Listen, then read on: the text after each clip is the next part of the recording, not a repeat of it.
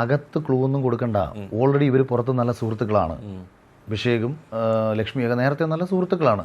അപ്പം ഞാൻ ബിഗ് ബോസിൽ പോകുന്നുണ്ടെന്ന് ലക്ഷ്മി അഭിഷേകിനോട് പറഞ്ഞാൽ അഭിഷേക് സ്വീകരിച്ചിരുന്ന ഒരു സ്ട്രാറ്റജി, കാര്യം അഭിഷേക് 4ാം സ്ഥാനത്ത് വരെ വന്ന ആളാണ്. അപ്പോൾ അഭിഷേകിന് വേണമെങ്കിൽ വെളി വെച്ചേ പറഞ്ഞു കൊടുക്കാം.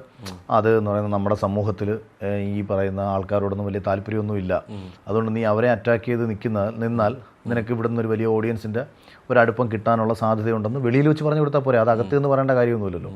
അതായിരിക്കാം ഒന്നുകിൽ റീസൺ, അല്ലെങ്കിൽ ലക്ഷ്മിയുടെ തന്നെ അത്തരം തോട്ടുകളിലൂടെ ജീവിക്കുന്ന ഒരാളായിരിക്കും.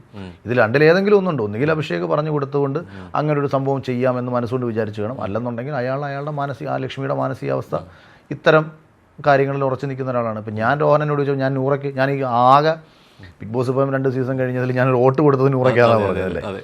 എനിക്ക് ആ പിള്ളേരെയൊക്കെ ഭയങ്കര ഇഷ്ടമാണ്. അത് മാത്രമല്ല അത്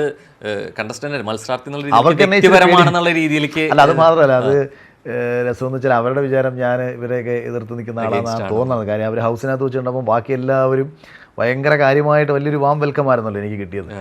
വന്നപ്പോഴും ഇവർ കുറച്ചിങ്ങനെ നൂറയൊക്കെ എന്നെ ഒരു ചെറിയ പേടിയോടുകൂടി മാറി നിൽക്കുന്നത്. അതിലെന്നോട് എന്തോ ഒന്നും സംസാരിച്ചു, ചേട്ടാ ഇഷ്ടമാണെന്നൊക്കെ എന്തോ അങ്ങനെ പറഞ്ഞു. പക്ഷെ നൂറേൻ്റെ അടുത്ത് അങ്ങനെ മിണ്ടിയില്ല. ഞാൻ